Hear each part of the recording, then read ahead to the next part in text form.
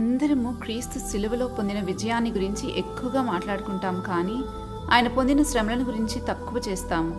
కానీ పౌలు తిమోతికి రాస్తూ అన్నాడు, మనం ఆయనతో కూడా చనిపోయిన వారమైతే ఆయనతో కూడా బ్రతుకుదుము, సహించిన వారమైతే ఆయనతో కూడా ఏలుదుము అని. సిలువ శ్రమకి విజయానికి చిహ్నంగా ఉంది. శ్రమ పొందకుండా విజయం లేదు అని సామాన్యంగా అర్థమవుతుంది. సిలువయందే కృపా సత్యములు కలుసుకున్నవి. కాబట్టి విజయాన్ని మాత్రమే తీసుకుని క్రీస్తు పొందిన శ్రమను విడిచిపెడితే మనము కృపను సత్యంను వేరు చేసిన వారమవుతాం. అలా జరిగితే, అంటే కృపను సత్యాన్ని వేరు చేసి మాట్లాడితే, అది క్రీస్తును కేంద్రీకరించినట్లు అవ్వదు. ఎందుకంటే యేసుప్రభు వారి గురించి వ్రాయబడింది ఆయన కృపా సత్య సంపూర్ణుడు అని. కృపా సత్యము కలిసి ఉన్న ఉపదేశమే నిర్దోషమైనది, అదే హృదయాన్ని సంతోషపరచగలదు.